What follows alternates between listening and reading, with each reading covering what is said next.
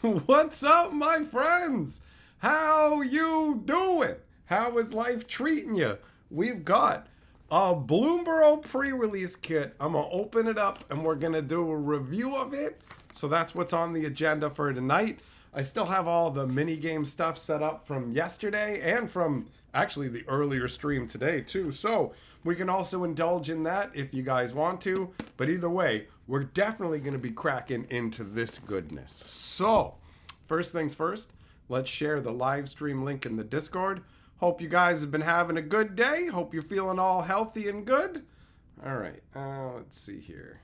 Bum, bum, bum. So yeah, I did an earlier stream about 4 hours ago over on the stream channel. I'm going to be popping up randomly over there. So you're going to want to make sure that if you want to be down for the live streams, that you are over there with the notifications turned on, or you got, you've joined the Discord or whatever, just to make sure that you don't miss out on the good times.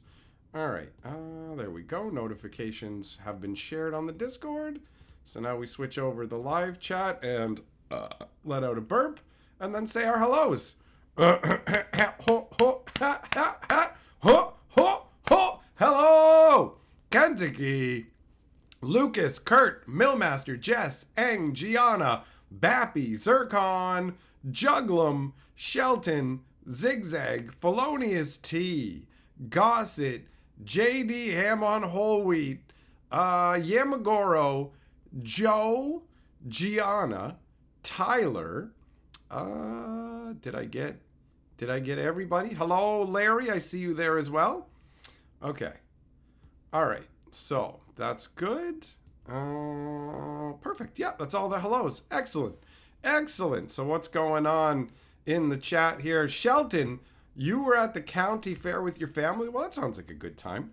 Zigzag, no, it's not snowing where I am, bro. It's the middle of summer. It's ball bag hot where I am, you fool. I don't know if you've heard of this thing called recordings, but they can be done in advance. And I've been using that video to start my live streams for what feels like a year and a half now. So yeah, it was snowing like a year and a half ago, 100%. Okay, hold on. Good Lord. You tell me all this stuff I already know. Hold on. I gotta quickly send a text back here. This is my ride from the doctor in a couple of days, so I gotta make sure this is all sorted out.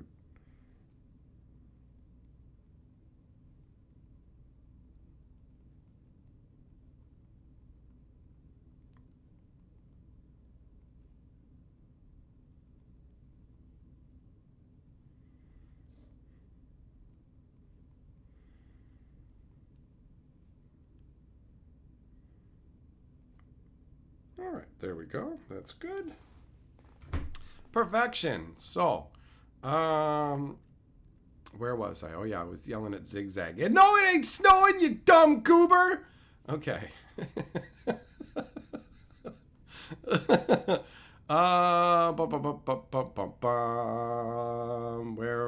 Where was I? Tyler, I'm your main source of magic news, so you thank me for my diligent service. Well, thanks, buddy. I'm glad you appreciate it. Kensugi, Google Chrome's been notifying you the most about live streams? Excellent. What up, Noel? How you doing?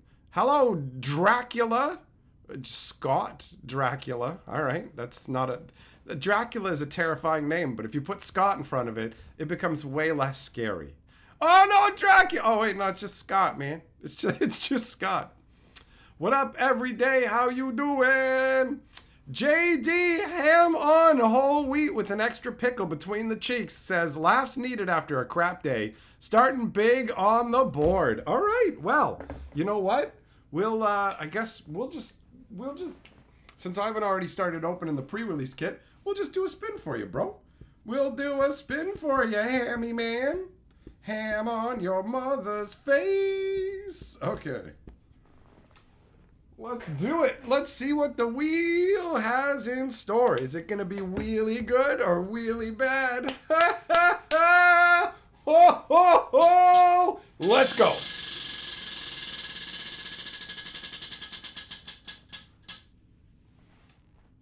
Oh, the color challenge. All right. All right, we're doing the color challenge. Fair enough. Elijah says, I've been keeping up to date with your videos. You make us all laugh and give us a good time. Thanks, man. No problem, buddy. I'm glad that you enjoy it. Thanks for the kind words. They make me feel happy. Okay, so ham on whole wheat. Prepare your mind, prepare your body, prepare your butthole to get rocked, because this is the color challenge. Here's how it works. Here's how it works. When we open this pack, right, you're going to, well, I guess before we open the pack, you need to make your prediction, not while we open the pack. So, pick a color. Pick a color, all right? If the first card that's revealed from this, not including the token, not including colorless cards, if the first card revealed from this pack is that color, we will open a second pack. Oh, Bappy! Bappy ain't having it. He just says no. He's countering your Lord of the Boarditude and taking it for himself. Bappy's in a sassy mood today. Well, when is he not? Let's be real. Let's be real. Bappy's always down to start some problems. All right. Bappy, Price is right in it. There you go, buddy. You're Lord of the Board, and you will get the next spin. Okay, so we're going to crack this open because Ham On has chosen green. Well, let's see how good your skills are. All right, bro? So we got Coruscation Mage. Oh, it is green. It is a double pack, and it's a foil of the squirrel that has the maple leaf seeds. Yeah. Camellia the Seed Miser. Might as well have some seeds, am I right? I'm gonna give your mama my seed. Make her call me the Seed Miser. You know, like Heat Miser, I'm too much. Seed Miser in your butt. All right, 3/3 menace. All your squirrels got menace. Whenever you sack one or more foods, make a 1/1 squirrel. And 2 forage, put a +1/+1 in all your t'other squirrels. Not too shabby. Then we got this Plains. Good times? Not too shabby. I actually really like these full art lands. Look at that. Wow, man, you were right on. 2 green rares. Look at that. Scrap Shooter. 2 green and 1, 4/4, gift a card. Reach. When it enters, if the gift was promised, destroy target artifact or enchantment and an opponent controls. You gotta give him a card draw to destroy an artifact or enchantment.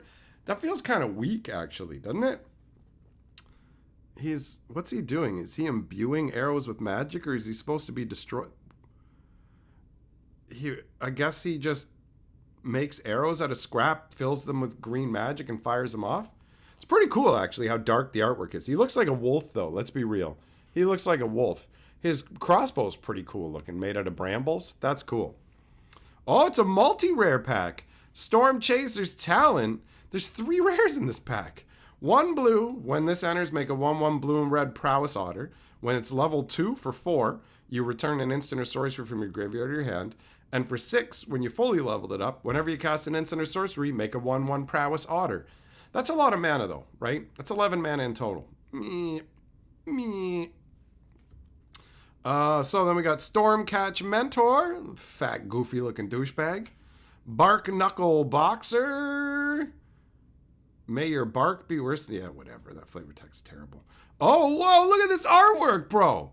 3 mana sorcery, gift a card. Wildfire Howl deals 2 damage to each creature. If the gift was promised, it deals 1 damage to any... What? You have to gift a card to get to do 1 damage to 1 target? This can eat my ass. The artwork's amazing, though. The wolf howling and the fires burning. This makes me think of when they burn the spider webs off the grass in Australia. That shit's wild. Then we got, I hate Polywallop. Steam Path Charger, Bumbleflower Sharepot, which just, it sounds like a gross name for a vagine. And look at it, it's all leaking over the edges. Just reach into her Sharepot and get yourself a handful. Oh, early winter, this is awesome. This is awesome. This little mouse who's struggling against the elements, the wind blowing in his face, covered in snow. And you know he's doomed. His eyes are already closed against the storm. This has a real sense of hopelessness to it. And the tiny size of the mouse really emphasizes it. The climate changed and the world suffered. For 5 mana, you get to choose to either exile a creature or target opponent exiles an enchantment they control. It's not the greatest, like strength-wise, but it is cool. Nettleguard, Dazzling Denial, and Nocturnal Hunger. I hunger in the night. What? No, you're reading it wrong, man. This does 2 damage. Because look, it says instead.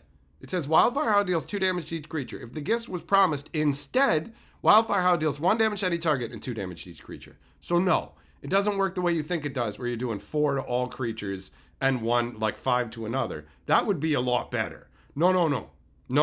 The most this can do is 2 damage to all creatures and 1 to another target. This can chew my ball bag, bro. All right, so you succeeded in the color challenge, which means we're going to open another pack. Now, I'm taking the stuff back to the game store owner tomorrow, so I got to make sure to separate out all the rares and stuff for him. Oh, speaking of which, guys, I said I would do it, and I did. Check it out.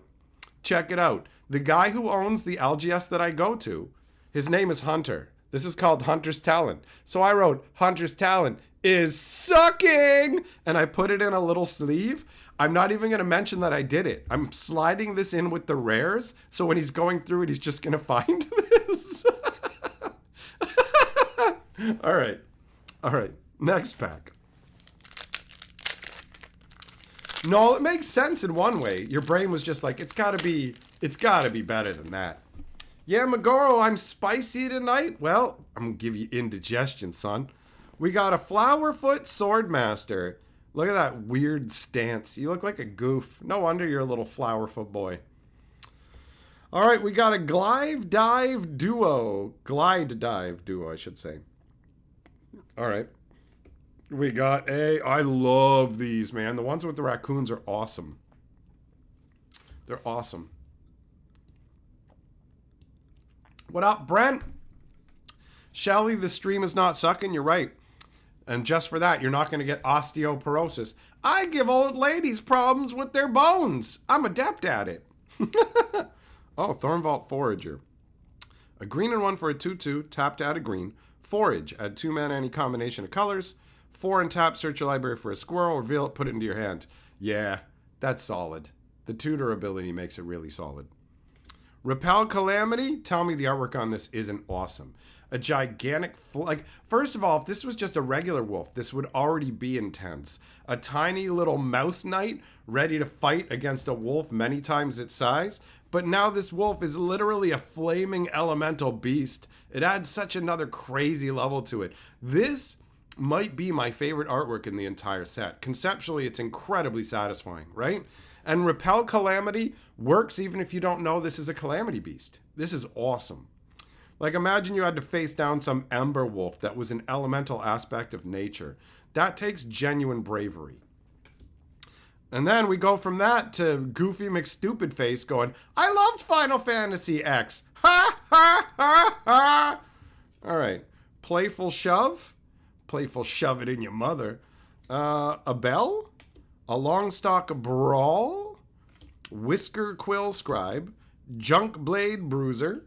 Thought Shucka, Sonar Strike, and another Glide Dive Duo. Glide Dive. I want to say Glide Dive each time. Isn't that weird?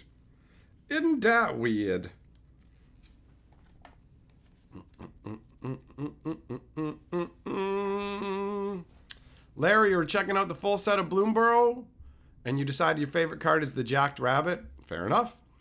Millmaster, there's a high percentage of good art pieces in the main set. Okay, so we have finished, and now we're ready for Bappy's spin. Some of the alt art looks like Pokemon. Well, I mean, with loot, it seems like Wizards trying to go that way. Bappy, here's your spin, Wangus.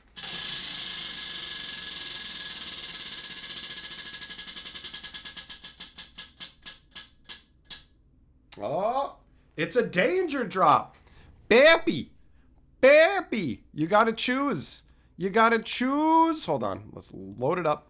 So that danger drop is a Plinko drop. We got 8 different slots. We got Hello Kitty Metazoo. We got regular Metazoo. Those are the danger zones in the danger drop. We've got regular Bloomburrow, and right here in the middle, there's 2 packs. You can't see the second one because it's down here, but it counts for double packs. Double the danger. Double the reward. All right, so choose a slot. Choose a slot. Where did I put the pre-release kit? Oh, it's over here. It was behind me before. Bum, bum, bum, bum, bum, bum, bum. It looks awesome, honestly. I really dig the vibe of it. Oh, yeah, look at the back, too. Look at that. That's pretty inviting. Fun little adventure crew. Yeah, man. All right, Bappy, choose your adventure, son. He might have just spitefully stolen the board from Ham on whole wheat and run off. He might have run cackling in the night to drive a forklift into a wall somewhere. Boom!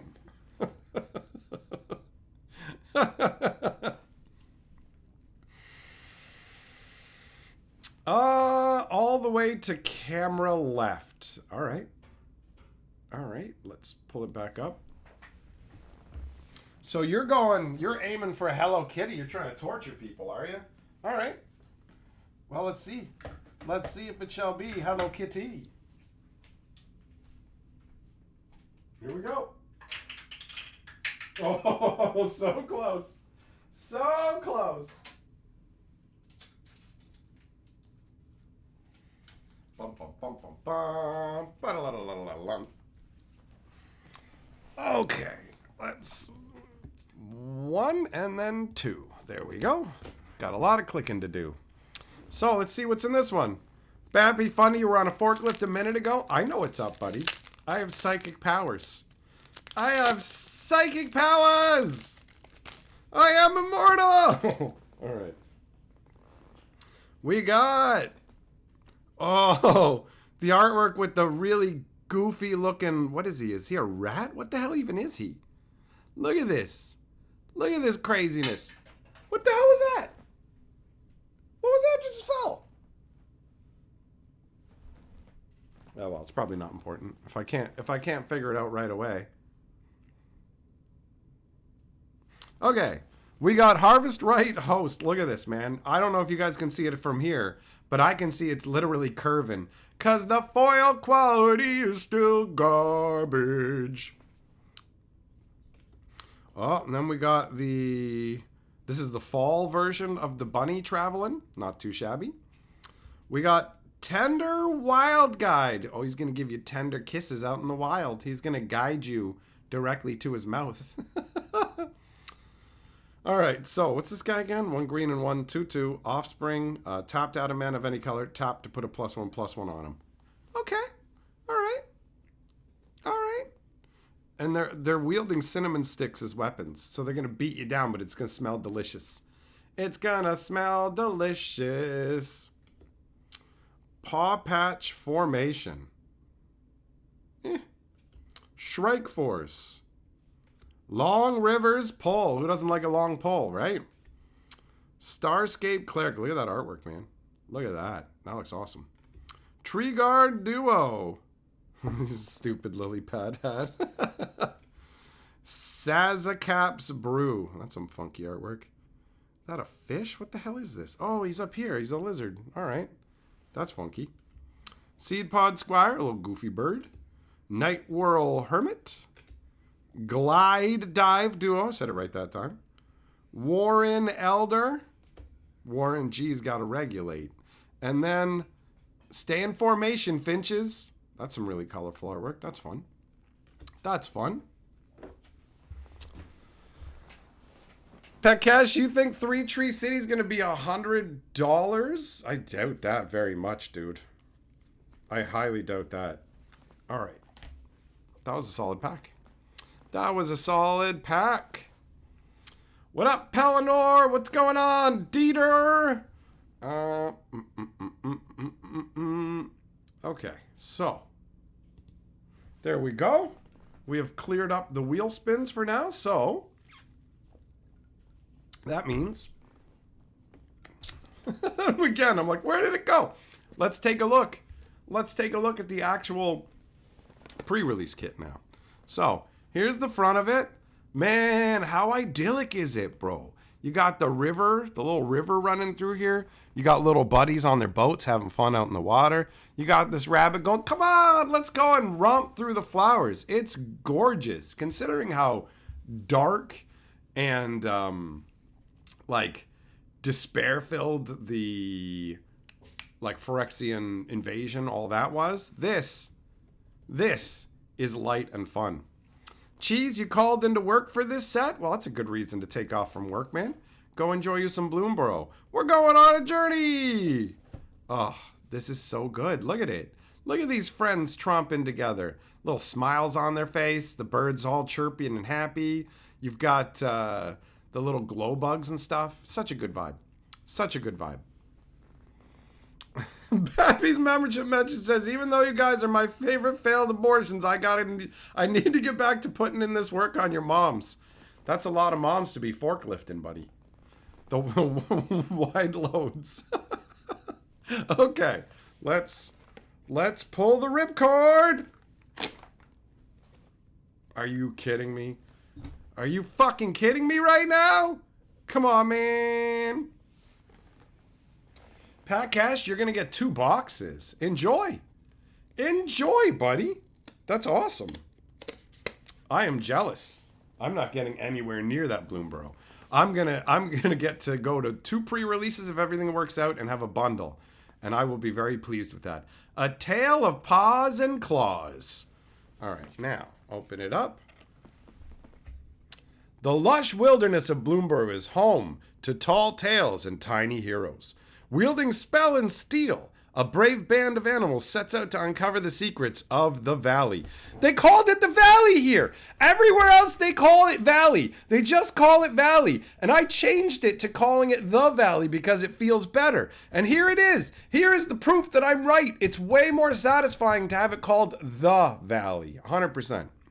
Adventure awaits behind every leaf. Smoke 'em if you got 'em. All right, and then the front. Look at this. That's actually the dude from the side too, right? See, there he is, wandering. Oh, look at that. It's actually like a longer piece, right? That's what your mama said. All right. And so here you see it. Oh, he's made it. He's wandered in now. See this guy? Oh, he's gesturing to him saying, come on, buddy. And here he is. He's made it, and his friend's gone further along. That's cool. That's cool. Dieter, no, these aren't going to be like Modern Horizon 3 prices. These are going to be priced at the regular price for pre-release kits. 100%. All right, so let's pop this open. Oh, yeah, that's great. Look at that. That's so awesome. Okay, I'm going to actually tear this packaging too and see what it looks like.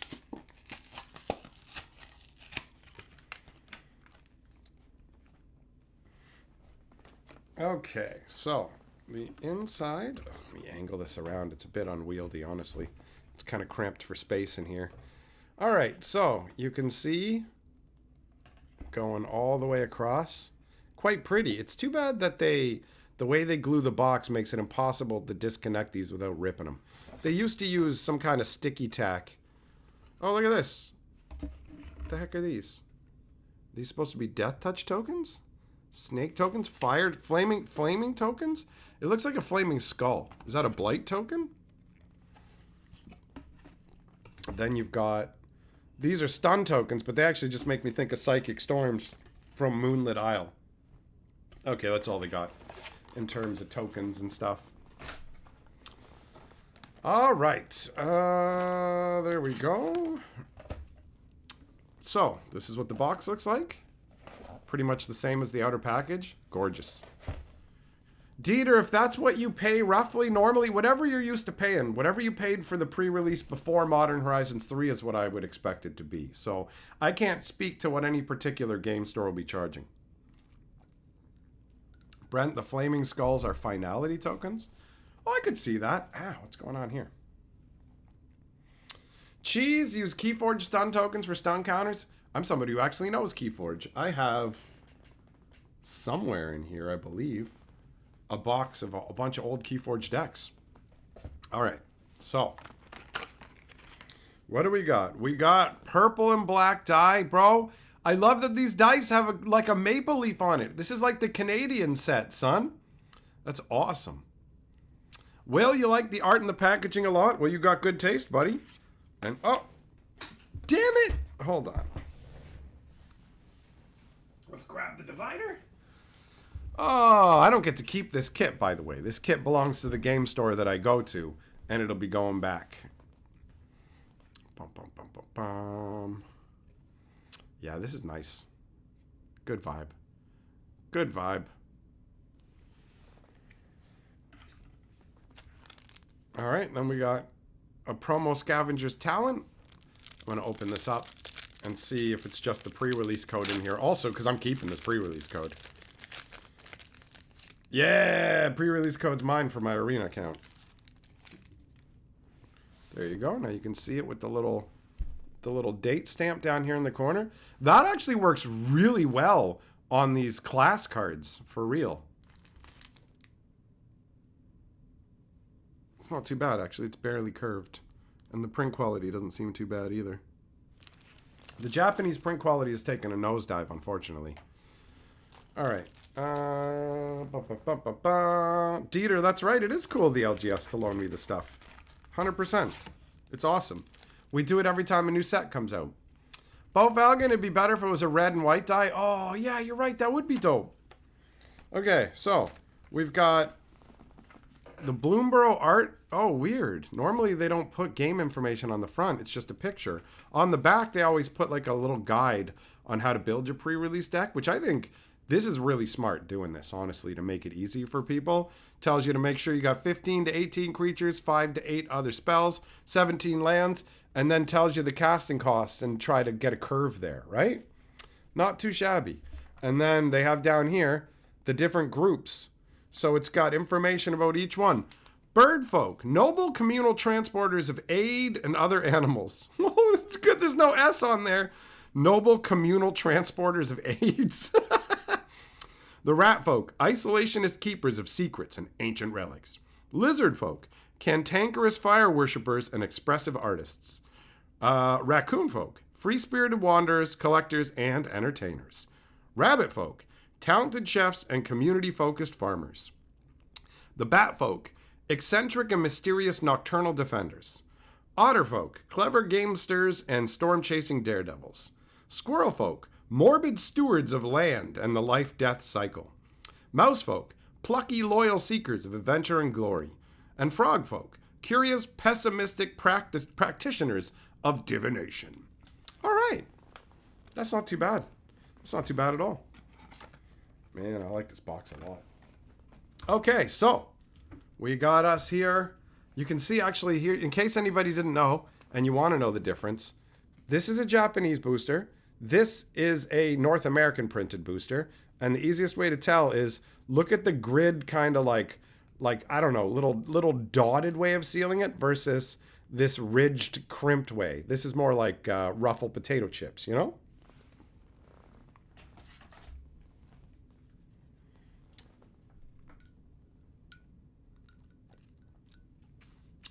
Gianni, you've never seen red and white magic dice? I feel like they might have done them at some point, but that's a reference to Canada. It's the color of our flag. All right, so first pack. Let's see what we got. Oh, they definitely open different. The packaging feels a little bit different.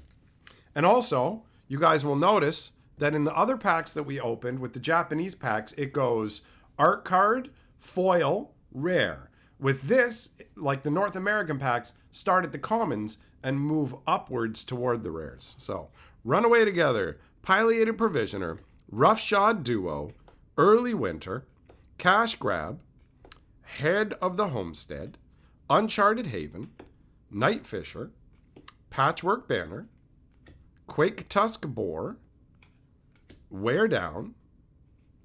Then we got Gav, the Scaled Scorch. This guy is part of the actual story of the set. He's not too bad. A red and a black for a 3/2 with ward, pay 2 life. Other creatures you control get a +1/+1 counter on them for each opponent who lost life this turn. And whenever you cast a lizard spell, he deals 1 damage to target opponent. Oh, we got a foil of the Raccoon Land. Let's take a closer look at this.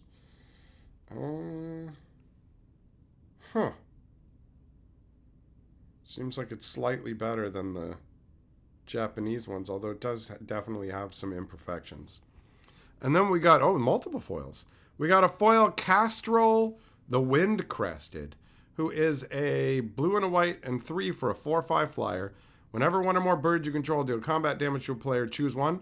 You can put a bird card from your hand or graveyard into the battlefield with a finality counter on it. Put a +1/+1 on each bird you control, or draw a card. Not bad. Not bad. Oh, there's the token to go with the Tender Wild Guide we saw earlier. All right. All right.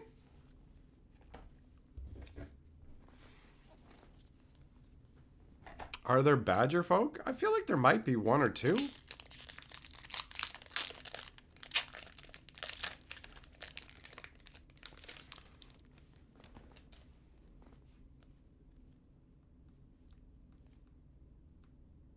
Wow, I just noticed how, like, look at the common, man. Like, you can't even see the stick.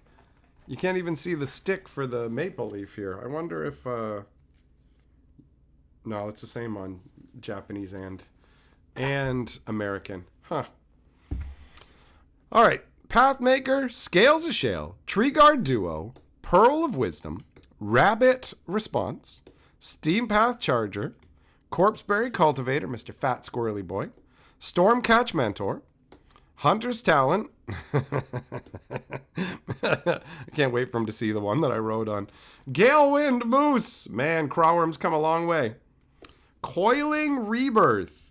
5-mana sorcery, gift a card, return a creature card from your graveyard to the battlefield, and if you gifted your opponent a card, you get to put another creature out. You make a copy of it. That's a 1/1 token. Then we got the Mountain. We got a foil Raccoon Rallier. And we got Mr. Foxglove. Is this guy in the main set or in the commander decks? Look at that. Some nice artwork, man. The art cards look really nice, honestly. I love the art cards. I'm glad we use them for Lord of the Board. It's a great usage. All right, so...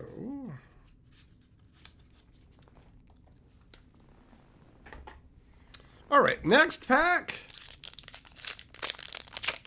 Hugs. Oh, that's right, Brent. You're absolutely right. Hugs is a badger. I don't know how I managed to forget that, considering Hugs is one of the best characters in the story. Hold on, I'm just going to move this out of the way. Oh, no, don't mess up the camera over there by the Plinko board. All right, that's better. That's good. Okay. So, Bellowing Crier, Thistledown Players, Raccoon Rallier, Agate Blade Assassin, Sunshower Druid. I love this guy. I love the artwork. I love his raised up hands as it's raining down and how happy he looks. This is so much fun. This is so much fun.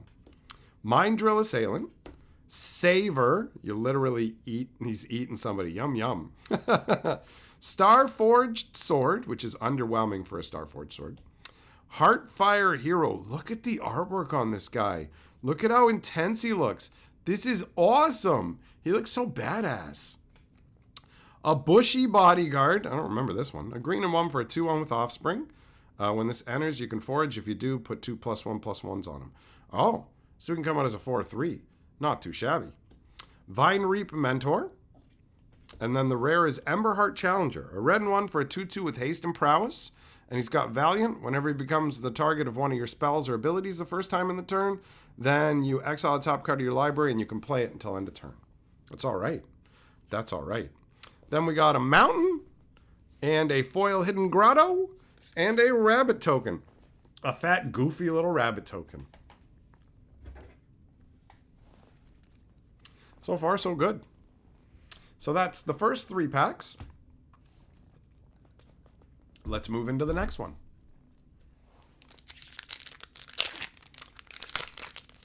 Larry, the tokens have mana costs because they're a copy of Offspring creatures, right? So they copy everything, including casting cost. We got a Bonebind Orator. Oh, Pollywop, I hate you. Runaway Together. Pileated Provisioner. Roughshod Duo. Nettleguard. Cindering Cutthroat.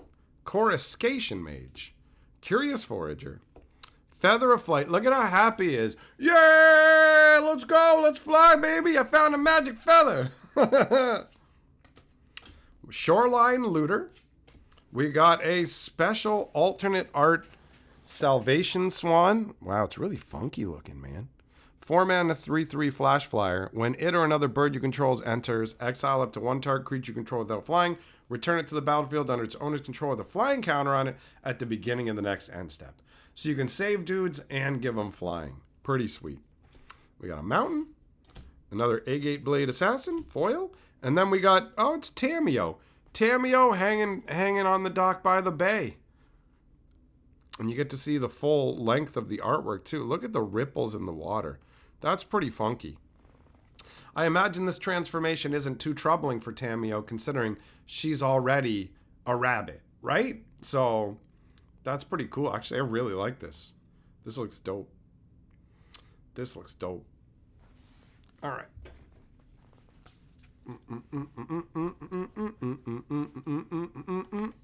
What do we got in the next pack?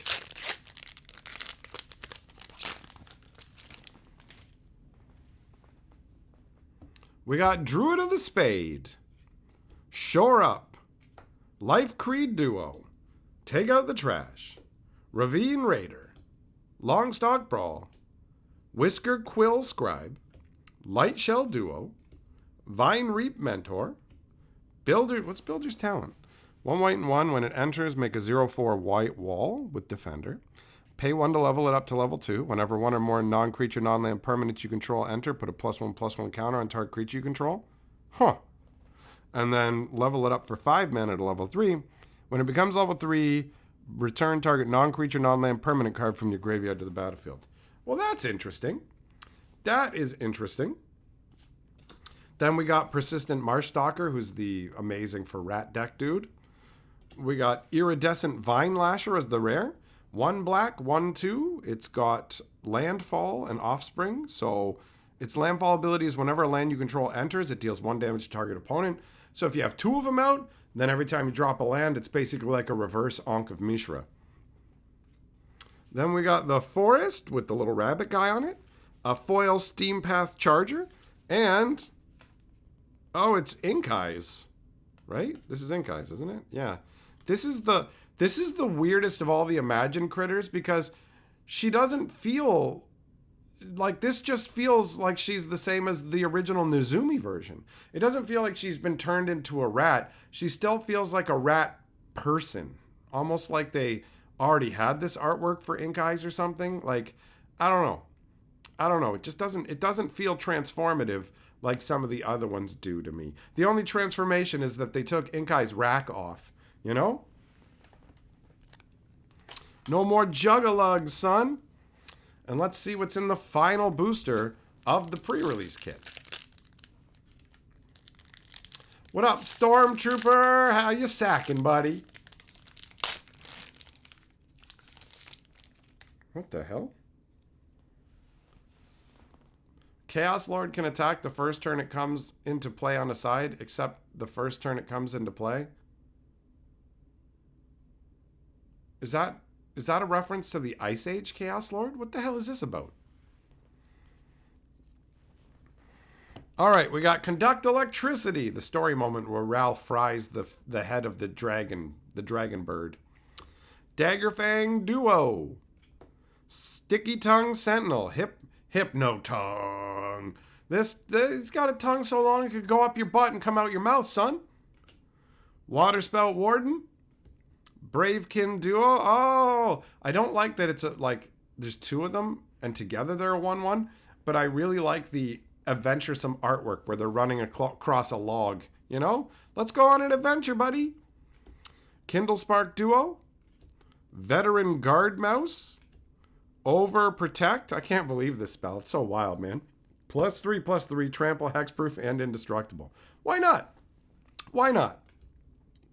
Valley Rally. Here's Mabel rallying people to go after the Night Owl's egg to find out what's going down.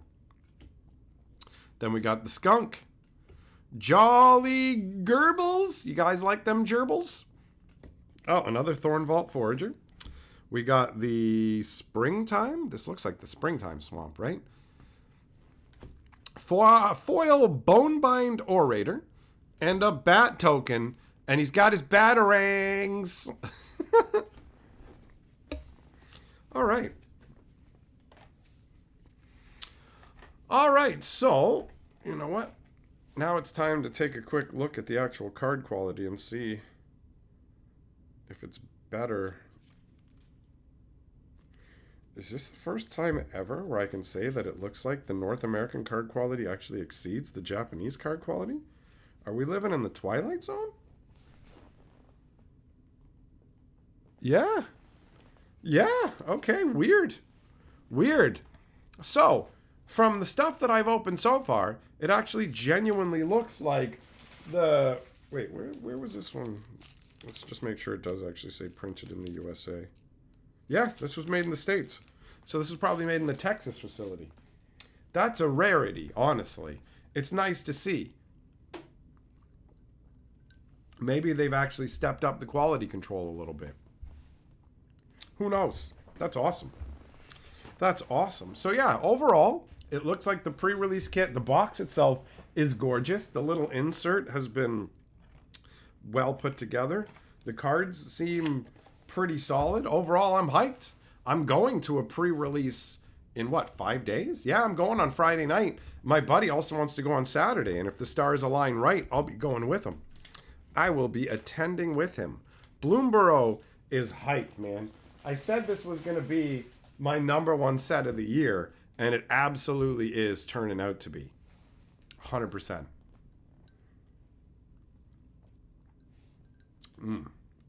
That's some good Kool-Aid. So yeah, I'm hopeful that I'll get a good card pool, but either way, I'm going to have a good time. It's going to be enjoyable. I like the pre-releases. Everybody seems to be excited, having fun, cracking a whole bunch of new stuff, which is always welcome. So hopefully you guys get to go and have a good time as well. But that's all the North American stuff that I have to open. Everything I have left is all Japanese. So any more wheel results or whatever will be open in those packs. Drongo, with the new Wizards of the Coast president announced this week, and Bloomburrow, you're excited for Wizards and D&D's future? I am cautiously hesitant, where it's like we're getting new leadership for Wizards, but at the same time, he's still beholden to the same corporate whores who at Hasbro who just want as much of our money as humanly possible. So I'm cynical when it comes to the current state of Magic the Gathering. Let me move these packs around here. And then I can put this stuff over here. There we go. That's better. A little more orderly. I can pop those right there. Perfect. Perfection. Larry, your LGS does weekend pre-releases, so you're going to be doing it on Saturday. The LGS I go to does it Friday night, does it Saturday and Sunday. It used to be, like years ago, when the store was owned by the previous owner, he would not do Friday night pre-releases because you used to have to wait until midnight to do a Friday pre-release because of Wizards rules. So he wouldn't do pre-releases on Friday, but he would do 2 on Saturday. And then if there was enough people who wanted to, he'd do 1 every Sunday, but then 2 if the demand was there. Dronko, $160 for a booster box for you. Well, guess what? It's $210 for me where I am plus tax. So you got a better deal than I do, but I feel you. It's out of my range, son. It's out of my range.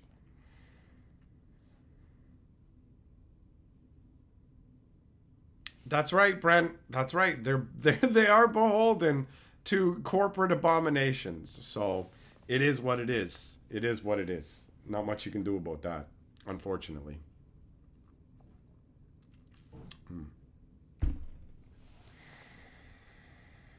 But yeah, I'm hyped.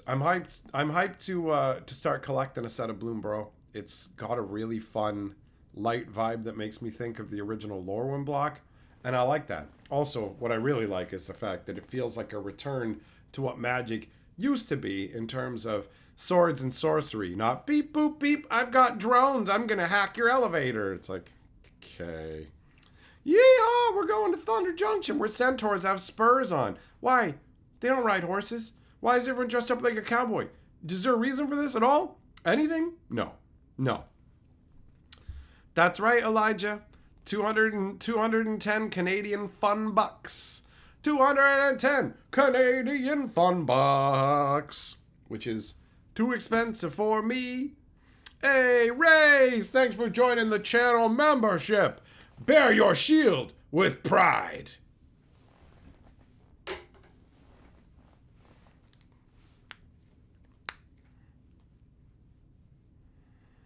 Seth, the set makes you feel like you should hold out for more serious power creep in 5 months. What do you mean 5 months? There's going to be a set before that. Every single set is just going to power creep, bro. You may as well just enjoy what you enjoy. Bo, can the LGS sell boxes during pre-release, or will Wizards have issues with it? Thought it doesn't matter anymore. Yeah, they can totally sell boxes during pre-release. You can pick stuff up like right away. So on Friday, everything's fair game. And like before, they had rules about you couldn't sell product. You couldn't even have singles available. But Wizards has changed the rules where as soon as the pre-release happens, you can have singles available. So this, in a way, is saving him the hassle of having to crack all this stuff himself. And I just bring him the pile and go, here you go. Here's the rares and stuff. And then you're like, sweet, thanks. Dump the commons and uncommons into another box and just...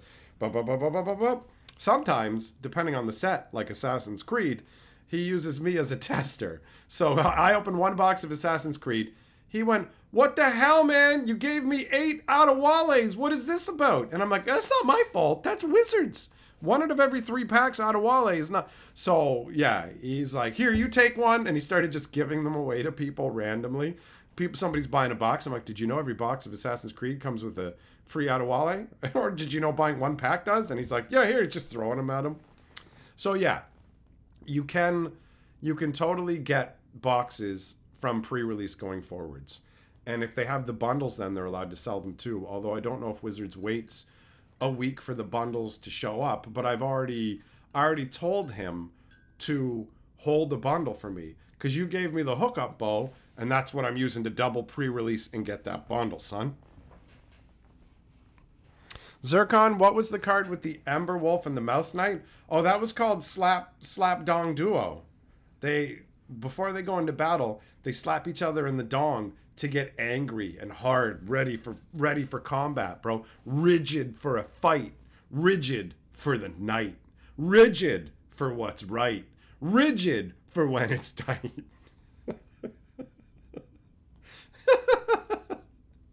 Hey, everyday Zircon, giving Raise the Shield, welcome! Hell yeah, buddy. Larry, slow your roll. Slow your roll. Anybody excited for Duskmorn? We're talking about Bloomburrow tonight, bro. What are you doing? It's like you're plowing a lady and you're like, I can't wait to bang Rebecca next week. Calm down. Focus on the task at hand, bro. Drungle, somehow at your store, 4 bundles is cheaper than a box? But with 4 bundles, you're going to get almost the same amount of packs, right? Like 32. Pierce, pre-release was already released. Let's be real. So them just finally acknowledging that that's the fact and easing up on stores is great. Who cares? Like, why would you shake your head over that? Who gives a shit? Tell me what's negative about it genuinely. Tell me what's worthy of shaking your head over the pre-release. Oh, well, you can just get all the magic right then? Oh, I shake my head. Why? What's there to shake your... There's a million things to shake your head about at Magic. This ain't one of them, bro. It's a pre-release because the stores get the product before big box stores, bro. They've released the restrictions on regular stores, but stuff like Walmart and Target and shit like that, they still have to wait a week so the LGSs get a leg up. It's still a pre-release in one way, right? So no, it's fine to call it a pre-release. It's fine. Omega, what do I think of the screw and the pooch on Assassin's Creed? I knew it was going to happen. It's overpriced. They give you 24 packs in a box. The packs are 7 cards each. It's a horrific cash grab that rightfully blew up in their face. That's what they deserve, man. That's what they deserve. What up, Broccoli? How you doing, buddy? Bloomburrow bundles are back to 9 play boosters, so it's exactly the same as a booster box plus dice and stuff. Just get yourself 4 bundles then. 4 bundles. Oh, Bofalcon, you're a sassy one tonight. Did I tell you that there's beach balls in the game that I'm playing called Bebos? And every time I see the name, I'm like, it's Bo! He dies first. And then I bash it. Actually, I didn't destroy them all. I tamed one and I brought it home. And I keep it trapped and it makes me sea glass. I'm like, sea creature, make me sea glass. I already told you? Well, fine then. Fine. I've gotten old and I forget what I've said. Jess, you pay so little attention you didn't know about Magic 30 till I talked about it. That was like, what, 2 years ago? Rodney, you get to pick which squirrel is Rocky. Whichever squirrel rocks your world.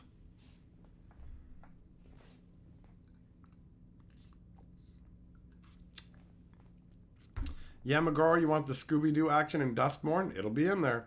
It'll be in there. They've got their crew heading on in. Heading on in. And we will talk about that when it gets closer to then. Right now, we're talking about squirrels and otters and goats and stuff.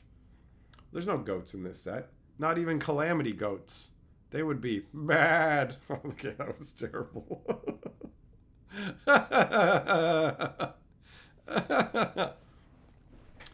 Seth, bad news, buddy. You're absolutely going to see stupid, terrible secret layers like the Goblin Chieftain selfie nonsense. There's not going to be course correction on that. It's going to get even worse. There's going to be worse cards than fucking Greg's leg. There's going to be worse crap than Greg's leg with a tattoo on it. It's some guy's dirty, unwashed, diseased leg with a tattoo on it. That's what they put on Magic cards now. Ridiculous. Ridiculous. There aren't any flying squirrels in Magic? I thought there was in some core set a while ago.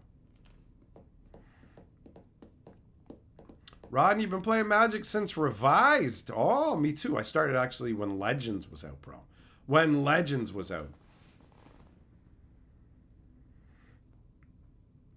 Drongle, yup. All the secret layers I've seen lately have been hideous. Person, nope. I don't know what you're talking about. Reprints that came with random old art that were for past editions. But Wizards always put some slush art in the sets now, right? Bloomburrow isn't jarring like Markov Manor was. Markov Manor was jarring with its stupid, check it out, we put detective hats on people. And you're just like, oh my God. They literally took a steam elemental and gave it a hat. Why would it be wearing a hat? Why would a steam elemental wear a hat? It's not wearing anything else. He's not wearing a suit. Why is he wearing a hat? It's so dumb. It's so dumb. Lasagna! Super Chat says, spin these nuts. When I get drunk, I make bad decisions, like overeating and dropping money to spin. Also, if I get insult, I want to choose the type of insult. Look at you, you demanding individual. Let's see what happens. Let's see what happens.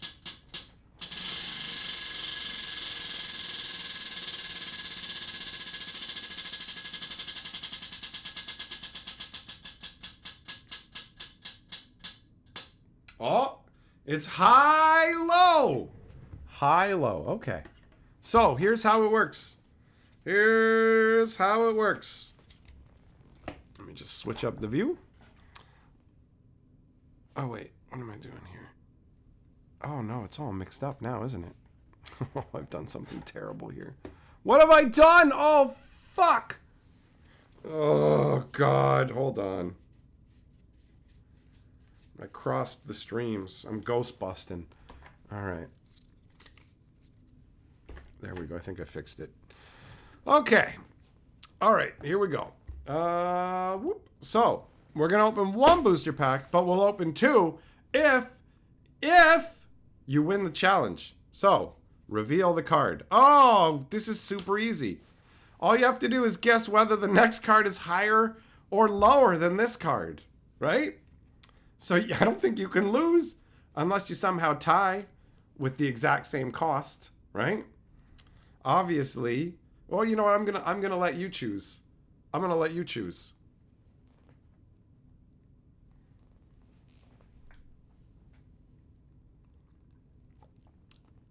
Is the next card gonna have a higher or lower casting cost?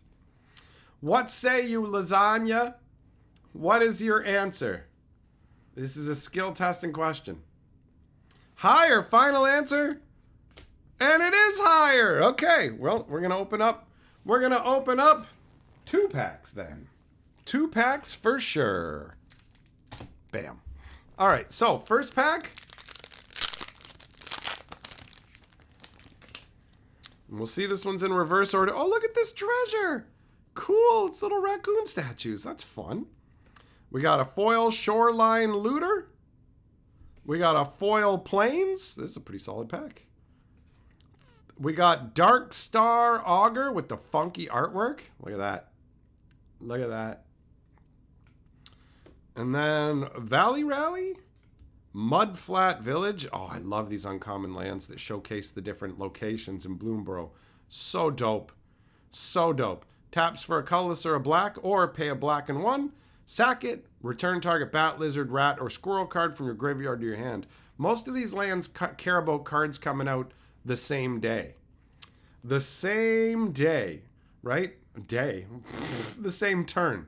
So it's like, if the creature came out this turn, use this ability. This one, much better than that. I have no idea how much squirrel decks will want something like this. Starscape Cleric, Mind Whisker, Bellowing Crier, Baker's Bane Duo. I love it. I love how excited he is about this pie. But he's like, give me that pie. The little squirrel's like, give me that pie, you bitch. Kindle Spark Duo, Pond Prophet, Night Whirl Hermit, Thornplate Intimidator, Banishing Light. All right, so that was that pack. And then the bonus pack. Person, nope, I don't have any of the value packs. Those are for big box store releases. So they're not going to be at like LGSs and stuff. So there's no way for me to get that. But it would be cool to get to take a look at a few just to see how awful it is. Look at the flying squirrel just casually in the background. Dun dun dun dun. Ricola. All right, we got a foil coruscation mage.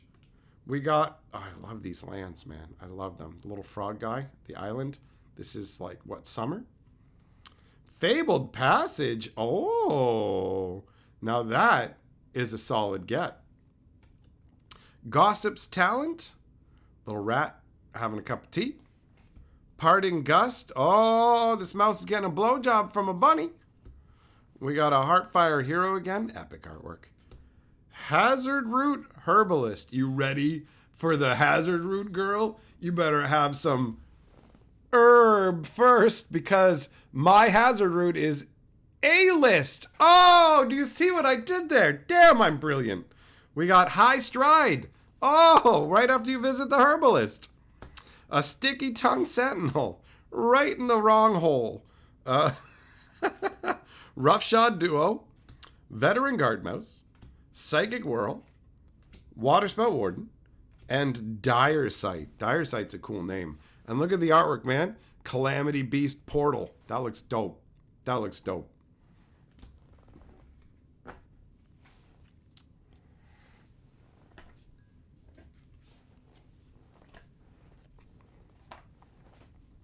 All right. Perfect. That went quite well. Millmaster, you don't like any land where the main tone of the art is another color magic? Yep. I feel you.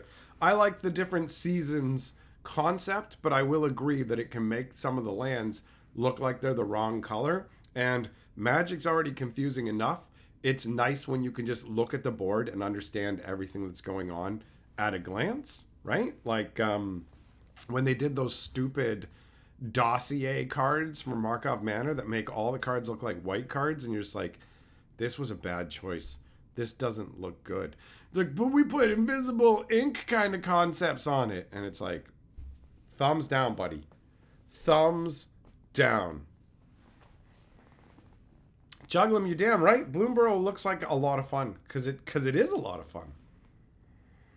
Lasagna Fabled Passage is a good hit indeed. Indeed. And I'm glad because I want the game store owner to get some cards that he can sell. Since he let me open the box, I don't want it to be full of junk. When he handed the stuff over, he's like, "Give me some sauce, buddy." I said I'd put ketchup on the cards.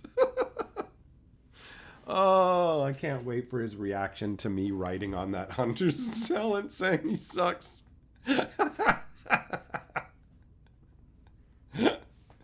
Oh, it's awesome.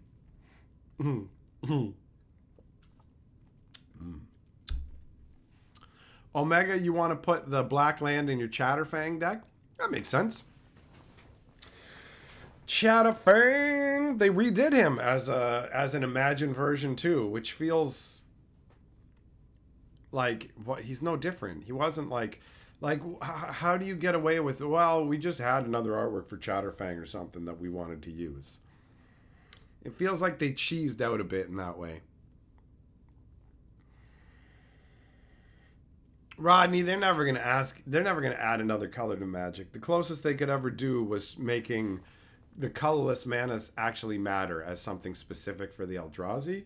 They could never add in a new color because it could never compete with the other colors in terms of the amount of cards that the other colors have to offer. And to even try and do that, the new color would have to be so insanely power crept, right? So it's like that's never going to happen.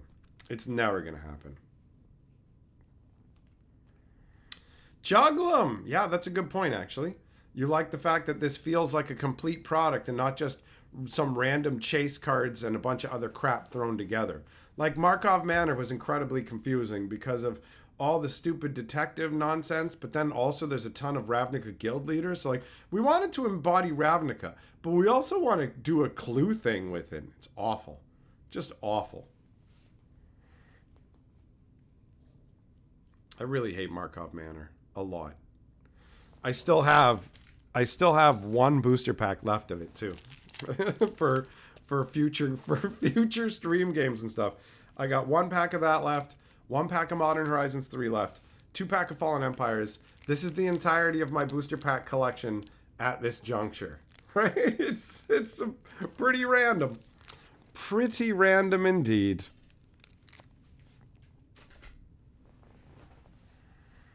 It's almost like they started paying for art again.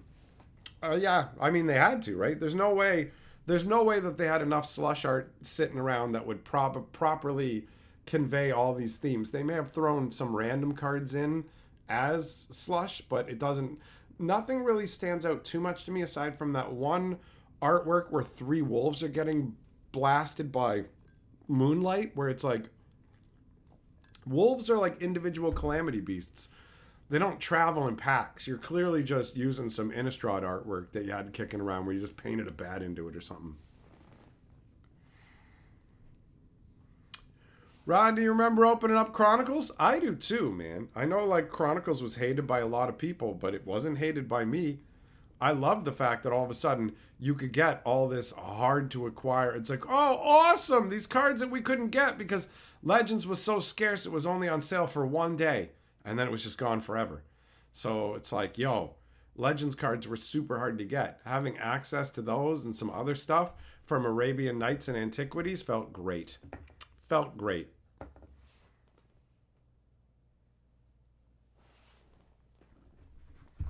Just make sure I haven't gotten another text here.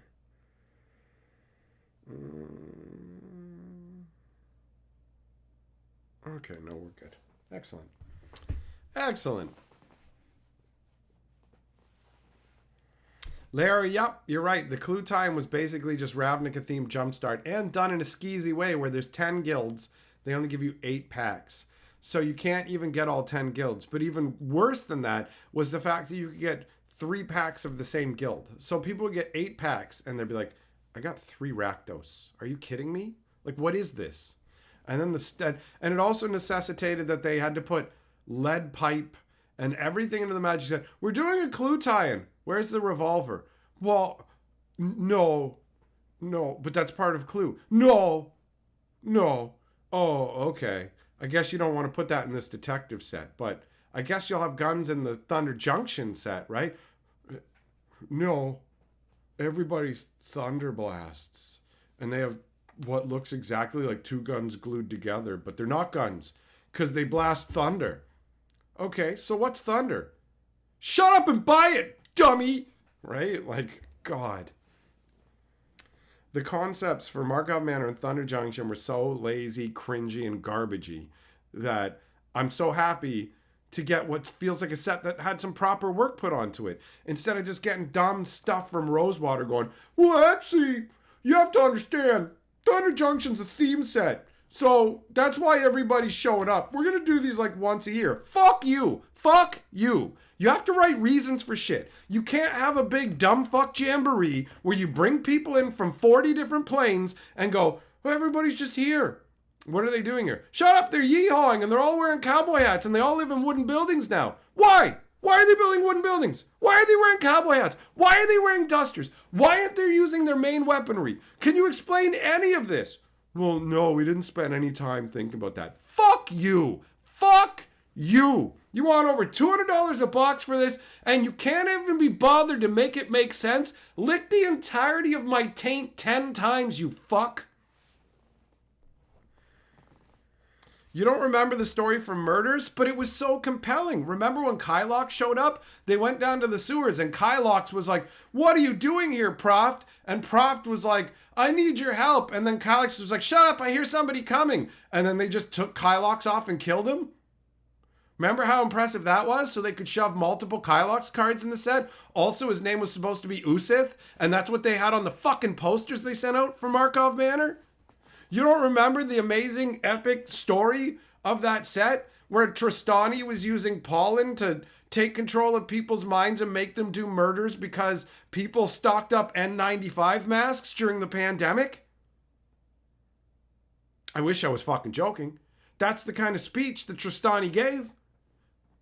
Everybody needs to die because people are stockpiling during a pandemic. Fuck you! Oh my God.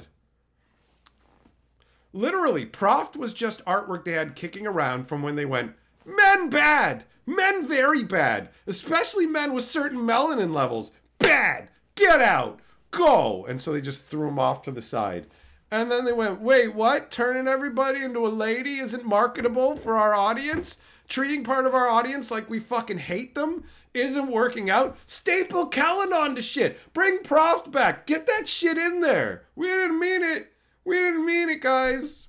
Even though we had Rosewater fucking condescending to you about how you should be attracted to big, burly, mannish-looking women because they like to fucking advance society. Go fuck yourself, Rosewater, you condescending dickhead. This is only happening because your corporate overlords think it's going to make more fucking money. This is the exact same company that literally erased black people from magic art because it wouldn't sell in fucking China. And when it comes to other countries where they're, instead of having a pride, they're throwing people off the roof. You're like, oh, we don't sell that stuff there. Wow, you're really dedicated to the cause, aren't you? You condescending, worthless fucking prick. But say whatever it takes to keep your fucking job and gaslight everybody, you fucking dick. I remember once upon a time, I used to admire Mark Rosewater. Now I read his comments and go, oh, another banger from this fucking useless idiot. Anyways, whoa, back to Bloomburrow. I kind of got off on a ranty tangent there. It tweaks my ball bag being talked down to by a dickhead who's a fucking mouthpiece for a corporation that would let you die in the street for a fucking nickel. If they could get a nickel for Hasbro, they'd let your fucking kids die. But they're here to fix society and make things better. Fuck you and everybody you love.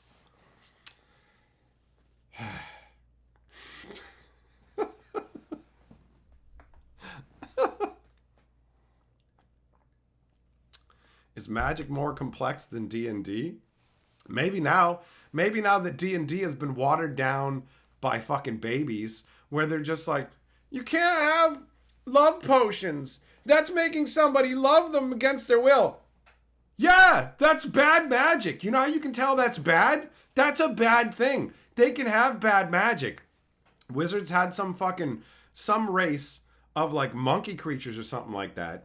And they had been captured by an evil wizard, enslaved by an evil wizard, and then that evil wizard used evil magic to turn them into big hulking super soldiers. And people online went, I could draw parallels like this to the Nazis, so this is not okay. And wizards went, oh, I guess we'll just cut it out. I don't like that the drow are evil because the drow are dark-skinned elves.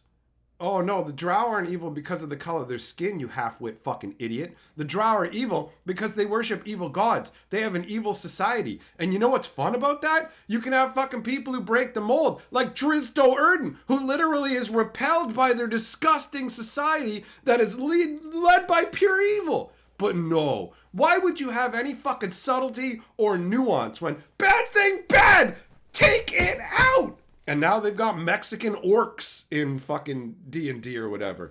Every race is everything. Get rid of any stat changes. You don't get a plus strength through being an orc because orcs are just like human. What's the fucking point then? What's the point if everything's fucking identical? What is this shit? It's the internet era of weak, worthless babies who think that because something makes them uncomfortable. Listen, if the idea of using a love potion on somebody and making them love you against their will makes you feel uncomfortable, good! That's how you're supposed to feel, you fucking half-wit, you moron! No, it shouldn't be in the game. You shouldn't be allowed to have swords because swords hurt people. Swords can be used to make people do things against. No, but like, we'll fight with swords. No, you don't get any weaponry. You don't get any weaponry. You don't get any magic. You get to read books and eat sandwiches. That's D&D now. You can decide what kind of fucking salami meat you want on your sandwich down at the tavern. But that's all you get, you fucking clownish loser. You weak, pathetic fuck. It's insane. It's insane. Ridiculous. Ray, you believe I come from a time that was way awesome? It's hard to see things become unrecognizable. Stoicism is a good path. I mean, people not letting it bother them is fine. Whatever, man. At the end of the day, me being annoyed by it doesn't change anything. And if I was going to play D&D, I wouldn't play their new weak sauce version. Why fucking bother? What depth is there? You're literally not allowed to be evil. We live in a timeline now where people are, Urza's evil. You're a fucking moron. Urza's a hero, you half-wit Magoo. No, but heroes they can't do anything that could be conceived of as bad. Oh, why? Because that might make them feel human? What's wrong with you? What is wrong with you? Millmaster, when I was yelling, what is this? Your wife yelled out, communism. You said it, comrade. Certain's membership message says, to be fair, I'm looking forward to Duskmorn, but I fear that it will be like Markov Manor and be full of leftover art. I don't really think so, because the aesthetic they're going for uses stuff that doesn't exist anywhere else. Like they're going for a parallel to 80s Earth level tech with televisions, chainsaws, Walkmans. Now, I'm not a big fan of stuff like Walkmans and stuff like that in Magic, but that is going to make the plane have a distinctive feel to it. And I actually am not expecting it to be a ton of slush art, but there will be some, obviously. There will be some.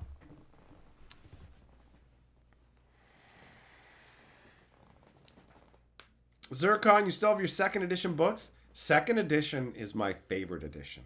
I miss my old books. I popped in a Moxman stream earlier today and I was they were talking about that. Now, when we were talking about the second edition Humanoid book, because he was like, Pixies weren't in second edition. I'm like, they absolutely were. Pixies were like one of the most broken thing that all of second edition had to offer. You look through it, and if you're looking for like just straight up advantage in the game, you're like, let me see here. So as a Pixie, I start with built-in flight. Okay. And built-in natural invisibility at all times. Okay. And I can just buy magical sleep arrows and put my enemies to sleep, and I'm fucking invisible. Yeah. What's the downside? You need more experience to level up. Who cares, right? Temple of Elemental Evil. Most awesome campaign module I ever played. Aside from like actual, we make up our own campaigns, which turned out to be really epic. But Temple of Elemental Evil, so next level. So next level. Lasagna, you want to meet me in person so you can give me a limp handshake? Dude guy, listen, man, they're not going to stop making the rules text so long. They literally had to trim down enters the battlefield so they can cram all the abilities onto cards. It's only going to ramp up from here because they have to keep outdoing themselves. Now that Wizards has decided everything is Commander, the only way to sell stuff to Commander players is to keep amping it up, which means slap more and more and more abilities on cards to the point where you'll read the first ability, and by the time you're done reading the fifth ability on the card, you'll have forgotten the first two.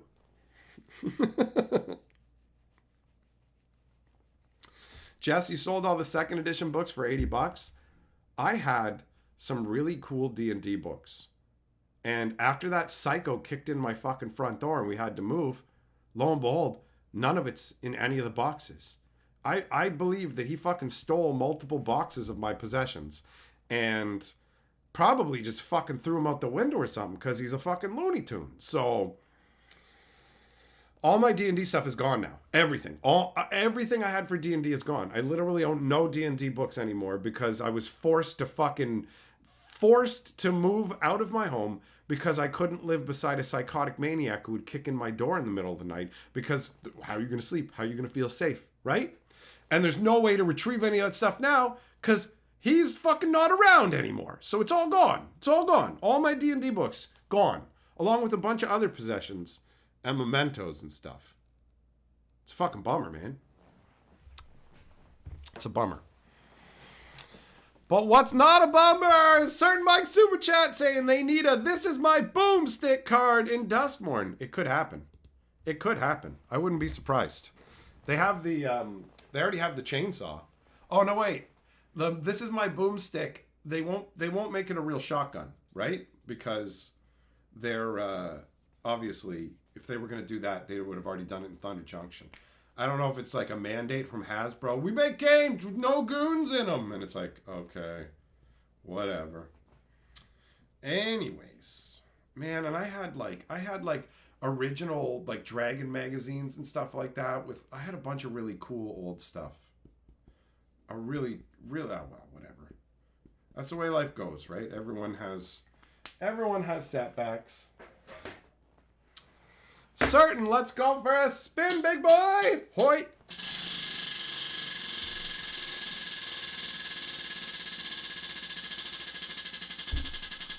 Scorpageist, the dancing hut of Baba Yaga. Hell yeah. Oh, it's high-low.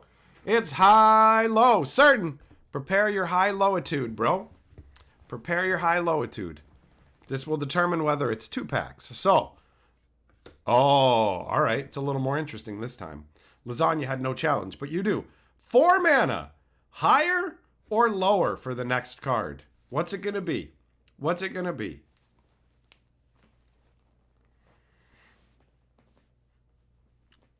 Dude guy just realized I only have 57,000 subs. Surprising. Figured I have at least 1 million. Well, the live streams don't help my sub count overall because they kind of counteract. It's not the same. If you just watch a video and then you come in here, he's like, wow, he's yelling and swearing and saying things about dicks. I don't know. I don't like this. There's been a bunch of people who tried to stop me from doing live streams, but I'm like, nah, I love these. Live streams are like the best, man. They're the best. So that has hampered my growth. Definitely. A lot of times I actually lose subscribers after the streams, but whatever. I love streaming, baby. Speaking of which, for anybody who doesn't know, I literally have a stream channel. I streamed on there earlier today, opening Bloomburrow. All the live streams end up there. Either the ones that happen there stay up there, but the ones that happen here get uploaded over there. It's called Hatcher Streams. Get you some.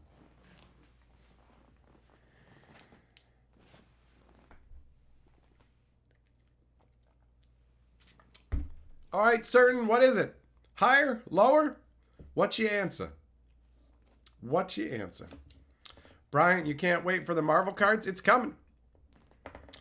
Bo says they also don't realize you get a lot of your money from live streams. They help keep me going too. The live streams pretty much month after month generate more for me than the actual videos. But people are particular. They want to put you in a box. They want it to be a particular thing. And they also don't know that the original videos were wild like the live streams. So it is what it is. But you're right, Bo. You're right. Honestly, the memberships, the super chats and everything, they help me keep my bills paid and give me the ability to do this as much as I want, whenever I want. So I would give up making videos before I gave up live streaming. And the people who want me to give up live streaming are incredibly selfish, because it's like, bro, you can just watch the videos that you like.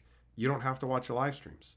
But they want to feel like they're not missing out or something. It's a bizarre mentality, honestly. But it is what it is. Certain, damn you, what are you, deaf? Where are you? Where are you? Just, yeah, I watch the internet. You must listen to me. That's the mentality. It's pretty entitled, honestly. Every day with the stream link. Thanks, buddy. You know what? I'm going to pin that. I may as well pin that.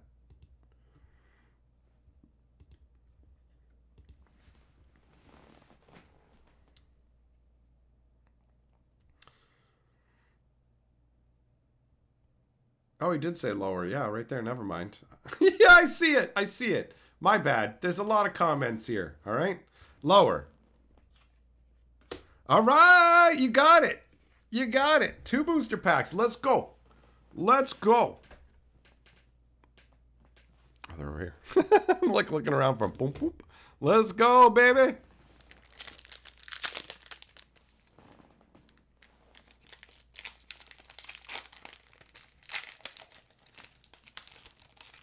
It's wild to me that the Japanese cards are worse than the American cards.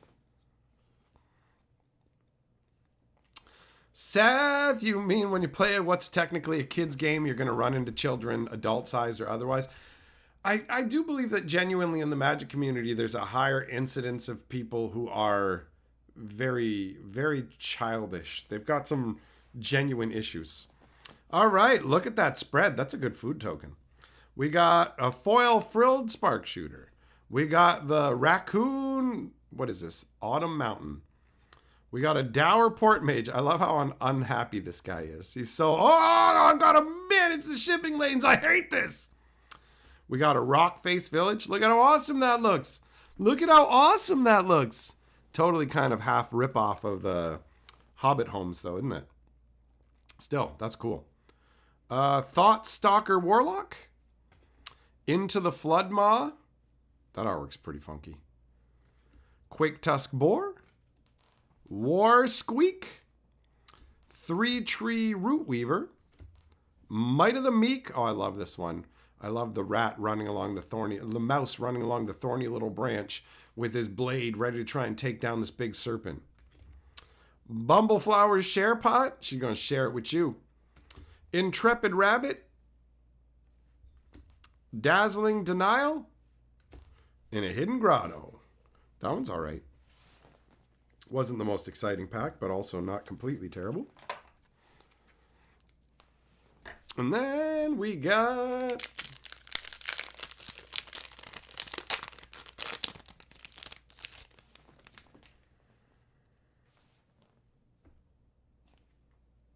Yeah! It's Hugs, man!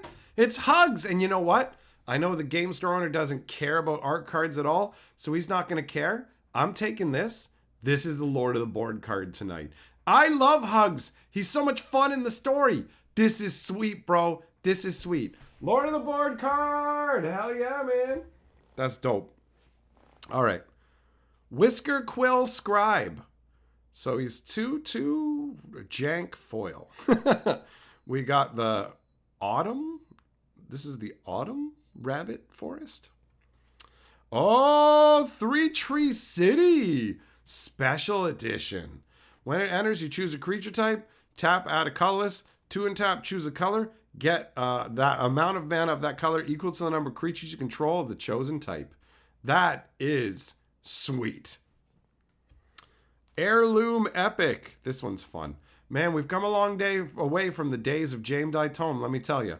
4 to put out and 4 and tap to draw a card. This is 1 to put out, 4 and tap, draw a card, and you can tap creatures to make it cheaper. Hop to it. Brambleguard Veteran. Into the Floodmaw. Agate Assault. Bumbleflower Sharepot. Druid of the Spade. Raccoon Rallier. Shore Up, Sure Enough. Thornplate Intimidator. And Pileated Provisioner. All right. There are 4 different versions of Three Tree City. Why? Because Wizards wants people to chase after different versions, and they can make some ones rarer and special versions to go into collector boosters. It's all gamifying the system of trying to extract as much cash as humanly possible from you and me, buddy. Person, yeah, you're right. It's going to go over big with tribal players, 100%. 100%. Oh, did they do 4 different seasons of Three Tree City? Is that what they're doing? That's a cool idea. I like that. I didn't realize that's what they're doing. That's awesome. I'm cool with that. I liked it when they did it originally back in the Antiquities days with Mishra's Factories.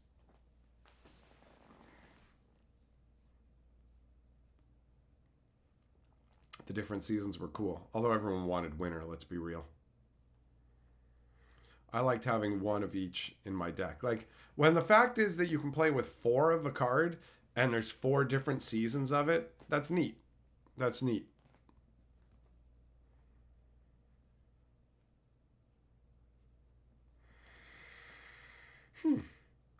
So yeah, man, I'm stoked. I'm stoked. Pre-release is so close. In between now and then, I got to go to the doctor, unfortunately. But whatever. Got the pre-release next weekend. And then the weekend after that, it's Rib First, where the park gets filled with all kinds of food and drink vendors. I'm looking forward to that, man. I'm looking forward to some pulled pork action. Yeah, Millmaster, it is kind of funny that they're like, we're not using the term tribal anymore. Okay? Check it out. Here's Sakura Tribe Elder. So, tribe's fine, but tribal isn't? Like, you must be snapping your spine to do these kind of mental gymnastics. It's abso-fucking-lutely bizarre. What do you just roll random dice to determine what's offensive and what's not? Certain if they were Snowlands, that would be putting Snowlands into Standard, and they don't want to do that, especially if there's no cards that care about Snowlands. It would make no sense. Also, why would they want to do that when they can try and sell you Snowlands for more in another way, right? Right? Tiburon, how's the print quality of Bloomburrow? Surprisingly, the North American card quality is better than the Japanese. They both definitely have flaws. I'm having a hard time wrapping my head around the fact that the Japanese printings are worse. Because Japanese printings used to be better. Do I have a favorite tribe? Thalids. I loved, and I mean loved, Fallen Empires. This is the most valueless and one of the most reviled sets in Magic's history, but I fucking adore Fallen Empires. Not from a value perspective, because the cards are fucking worthless, but from a flavor perspective, oh my god, this set came out when I had just started playing, right? This came out like, we had like Legends, The Dark, Fallen Empires, and it's like the flavor on this was awesome. The different stuff going on with the elves and the Thalids. You got the Thralls, you got the Dwarves, you got the Orcs. It was so cool. It was so cool.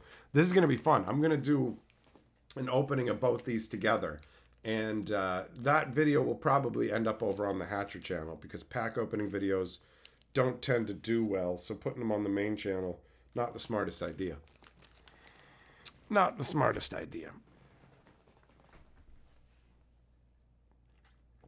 Seth, I like Fountain Port as well. I think Fountain Port's cool. Potts, you're damn right. Fallen Empires is a charming set. It's a charming set. But the choice to make like 4 different arts of all the commons and stuff, it did lead to like it did lead to some bad feels overall. I liked the variety at first, but it didn't help Fallen Empires that it was the set where Wizards finally fixed their production issues. So up until Fallen Empires, when game stores ordered booster packs, like booster boxes, they would only get like 10% of what they ordered. So the store owners got slick, and they were just like, I'll just order 10 times as much as I want. Then when I get the amount, I'll get the amount I want. So they over order it, right? And that worked for other sets. But Fallen Empires, Wizards was like, we can meet all your demand. And so they sold everybody all the boxes that they wanted. It's like sent all the boxes that were ordered. And so now all of a sudden, there's just a glut of it. It's everywhere. And then there's actually not that many cards in the set, and the power level of it is weak. So it got to the point where Fallen Empire booster boxes could be had for 20 bones. For 20 bones. There were no rares in Fallen Empires. Fallen Empires used the same setup that the Dark, Arabian Nights, and Antiquities did, where they only had uncommon 1s and uncommon 2s and stuff like that. Later on, they were like changed in spirit to be considered rares, but they only had commons and uncommons for those sets. Uncommon 1, uncommon 2 would determine how frequently cards showed up on an uncommon sheet. But yeah, they didn't have the same rare concept as like Alpha and Beta did. Legend used the rare concept too. Legends had its own problem in that you could only ever get half of the different uncommons in any given box. Like they had A boxes and B boxes, which meant if you got particular boxes of Legends, it'd be impossible to get a mana drain because they literally weren't in there. Wizards had to create a redemption program where you could mail in a bunch of uncommons from the box that you got, and they would mail you a bunch of random uncommons from the side of the set that you couldn't get. Jess, you're eating cheese curds? Well, that sounds delicious. Juggle them such a long time ago. I know, right? The stuff I'm talking about is when I was 15 years old. I feel so old now. So old. It's so crazy how much things have changed. But change also brings nice things, right? It's like, sure, magic has changed, but so has the world and the internet. Now I get to share all of my enjoyment and my bitterness with all you guys. I have way more magical friends now than I did, right? And on top of that, everybody I used to play Magic with stopped playing Magic. So it's like I can sometimes head down to the game store and talk to the guys there about it. But overall, I would be bereft of as many people to talk about Magic with if I didn't have a channel where we spent our time talking about this.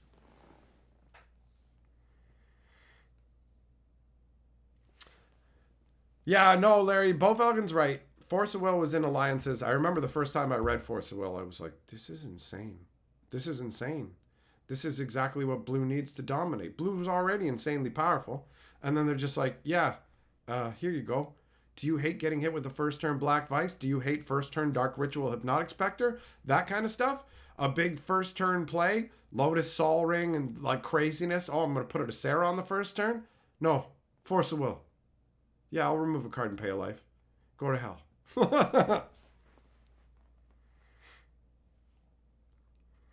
Pierce, Fallen Empire is one of the first set you finished collecting. Yeah. Fallen Empires would definitely be an easy set to collect. Even now, actually.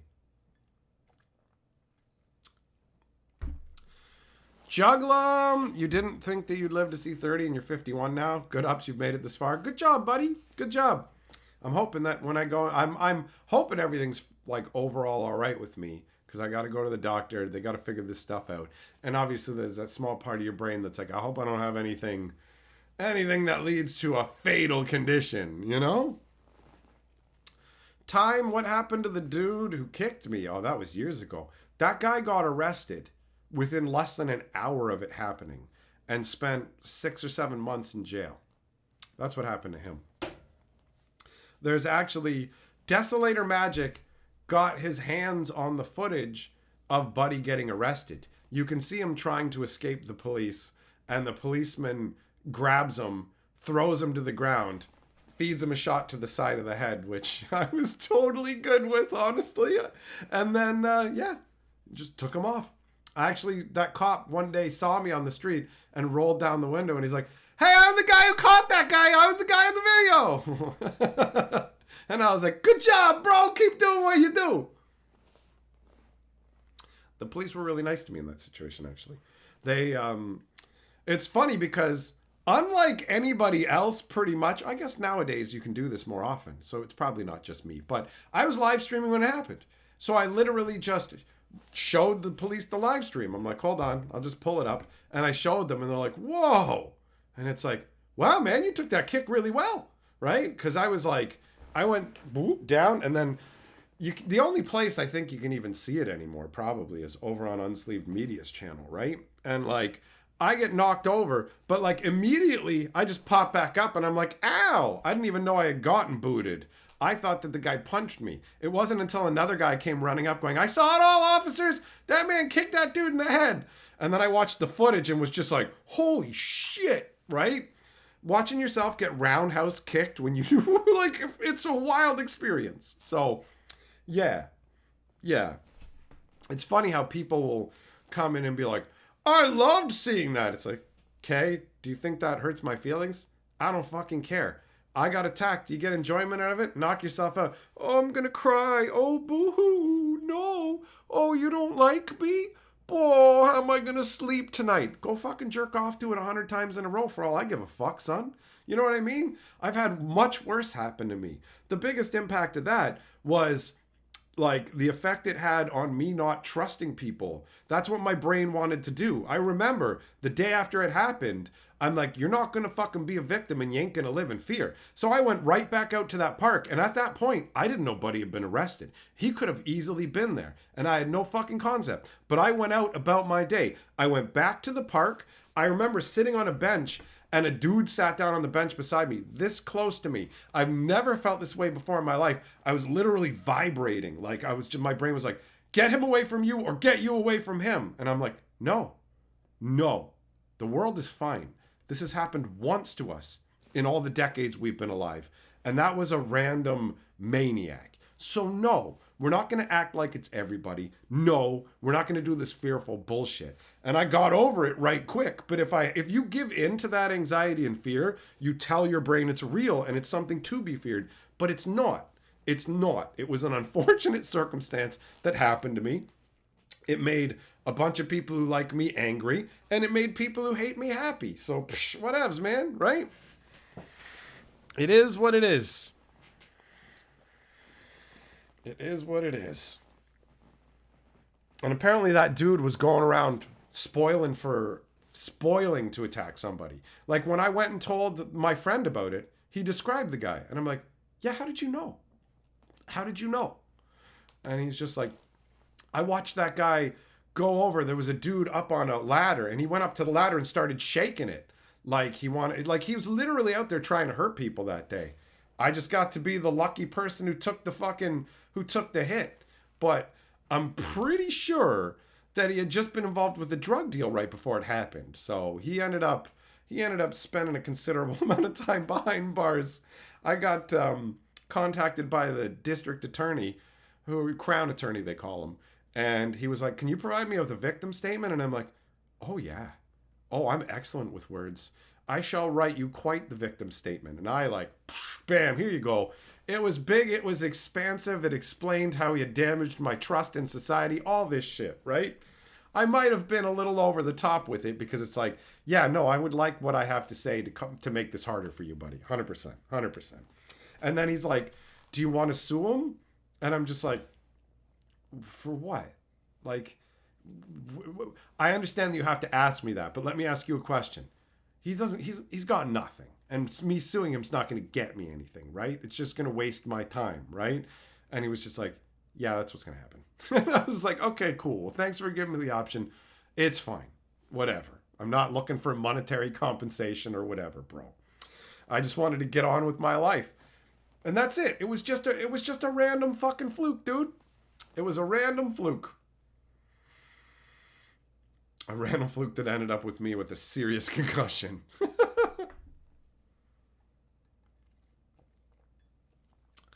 Elijah. Oh, bro, that's way worse, man. That's way worse. you're not getting help. I will fully admit that I'm pretty sure part of the reason that I got helped so quickly was when they looked at they saw I actually had subscribers and they're like, oh, you have like a real channel that people watch, because I had like, I don't know, at least I had thousands and thousands of subscribers at that point. They were impressed. They were impressed by the subscriber count, and they also told me, you took that kick really well. And I admit that made me feel good. It made me feel good having the beefy cop guys being impressed that it's like, wow, you got booted to the head and you took that like a champ, son. It's like, what can I say? So my guess is word went over the wire saying, this has been publicly shown on the fucking internet and it's up there now and we should probably get this guy fast. And they picked him up in less than an hour. But I didn't find out until days later. Days later. Bill Falcon suing for his shoes to immortalize them.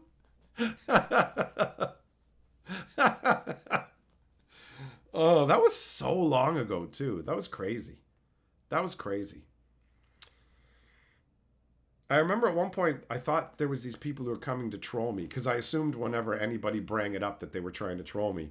But then I realized later that I had been put into a video of like when YouTubers get attacked or something like that. And so for a bit there, multiple people were showing up and bringing it up. And I didn't realize until like a nice old lady came by and was like, I'm glad you're okay, blah, blah. And I was just like, why is this being brought up years later?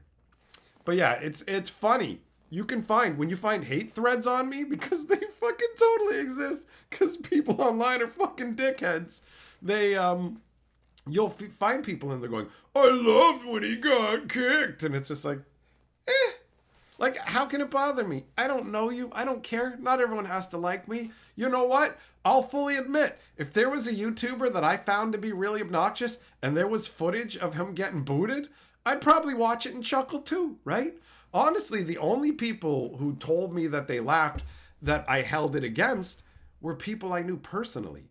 When they told me they laughed at it, I was like, oh yeah, no, I get why that would be funny. I even said that when I got interviewed by the newspaper, when they were like, hey, we want to put you in the newspaper. And I said, I get there's a comedic element to watching somebody get kicked in the head. I get it. Some people are going to laugh. But like for real, the people I know who told me that they laughed at it, I was like, oh yeah, I get it. But in my head, I'm like, yeah, no, I filed that away. Guess who likes you less now? Me. You know? Like, it's one thing if you laughed at it. It's another to directly tell me, yo, I laughed at you getting attacked. Oh. Okay then. Am I supposed to be anything other than not pleasantly disposed towards that? Like, for real?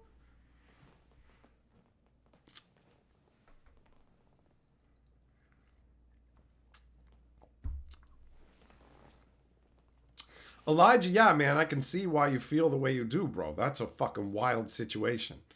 Sometimes fucking lunatics come at you, man. I'm just lucky that when that lunatic busted down my fucking door, that it didn't go crazy. Or I could see how wild-eyed he was. He was out of his fucking mind. So I was just trying to figure out what the hell was going on. Like, why are you in my home right now? Right? And it's like, yo, I got to protect Carly. I got to get her out of here. This is unacceptable.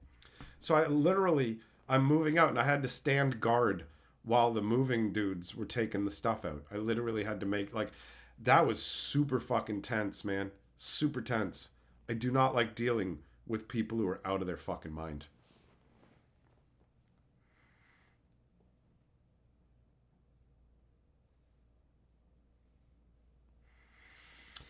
Well, anyways, man, this stream definitely took a turn. We're, hey, welcome to Bloomburrow and happy light, whatever. Ah, get attacked in society!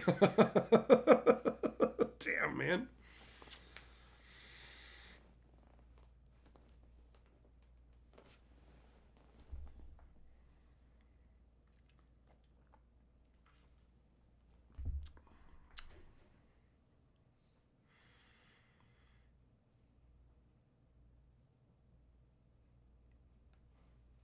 Bo, what? Don't live in Portland, but you can take over a park and go, we're fixing the world, guys.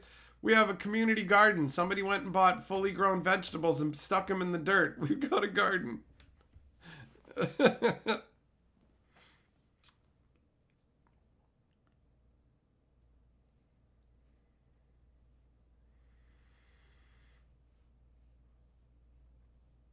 Yeah, man. Life can be pretty wild. It can be pretty wild. You just got to keep your head up and do the best you can with what happens to you. That's the only choice you got. That's the only choice you got.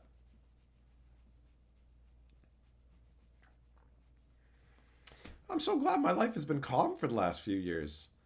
There was all kinds of, so much crazy shit going on. So much crazy shit going on. And now it's just like, oh, calm and peace. Oh my God, I just said that. I'm like, it's been so long since something's going on. Now I'm going to go to the doctor in a couple days and he's going to be like, you got the cancer. That's what's going to happen now. Because there hasn't been any bad thing that's happened recently. Generalists just found this channel and enjoy my content. Well, thanks for letting me know, buddy.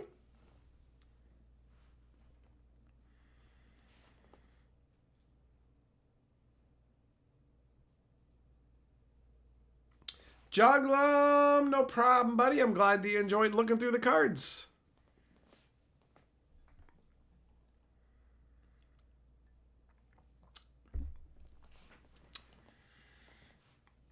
Crusader, yep. They're the madness spilling over from the neighbor. Now, at least I looked at my neighbors. None of my neighbors look like they're strong enough to break my fucking door down. So I'm like, all right, we're okay. Plus, my one neighbor fucking loves me because I shit talk him. I shit talked him during the eclipse. I wished blindness upon him. I'm like, I hope you go fucking blind, you dickhead. Because I had those eclipse glasses and I couldn't see shit through the fucking clouds. And he's like, I'm just looking up at it without glasses. I'm like, you need glasses, dickhead. It might even be fucking your eyes up through the clouds. You don't even know.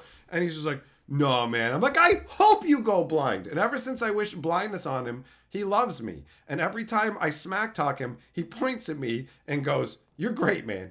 You're great. Like, he fucking loves it. Zircon, it's not a tumor. Jess, you've only missed a handful of streams since you started watching in May last year. Well, that's pretty solid. The only one who can beat your record is probably a bunch of people. But me is what I was going to say, because I've never missed one of my streams. I have been present at every single one of my live streams without fail. I've never had a live stream where I wasn't there. Beat that.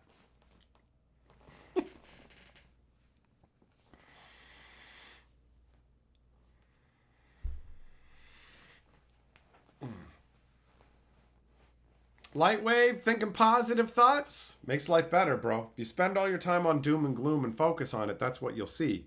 But there's a lot of beauty to life that you can genuinely enjoy. Life is a fucking... existence is fleeting. For real. You don't know how long you get to do it for.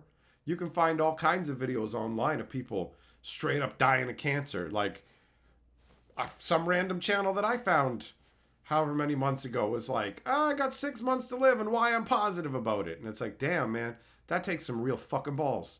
And then just find some random live stream today popping up saying that he's got like 24 hours left. And it's just like, wow, it's insane. All of it is insane. Like, for real. For real. You got to appreciate your existence. You got to find joy and you got to not waste your precious time on dumb fucking bullshit that doesn't make you happy. Waste it on dumb bullshit that does make you happy, right? I don't waste my time on any internet stupidity anymore. I was reading through a thread of two fucking magoos fighting with each other on Reddit over nothing. And a bunch of other people just going, y'all are fucking losers, and downvoting their comments. And I'm like, everybody involved in this is wasting their time. These guys the most, but you people all chiming in on it as well? All right. Like, it's wild. It's wild. All of it. All of it. Joe, you just saw the clip. That was one hell of a kick to take. Yeah, the way he edited it for maximum effect. So you see me go down like this, and he knows if you see me just pop up like this and go, ow. Because that's what I did. I literally just popped back up, and I went, ow. And then continued to talk in the live stream. So, like, that's, like, for real. But that doesn't have the same video impact. So he showed it that way and then was like, all we can do to help him right now is subscribe to his channel. And so by the time I got home after the incident, it was already published. He had already put the video out, and I didn't I didn't want to capitalize on it to get viewers, right? Like, I wasn't looking to milk the situation for views and stuff. I probably should have. I deleted the streams. I put something out telling people I was okay to let everybody know. Then I deleted that as well because I just wanted to move on.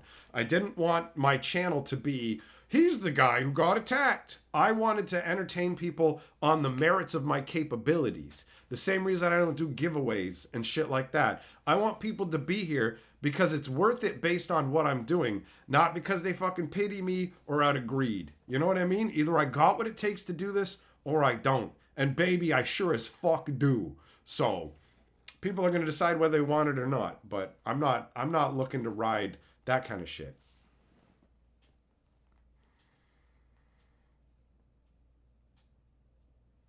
Crusader, they weren't increasing their insult skills online. Their insults were like absolute nonsense where you wonder if they're children, you know? It's like, are you straight up kids? And I actually don't think you are. I think you're, the worst part is I think they're adults carrying on like children in the most pathetic way. But what are you going to do? What are you going to do?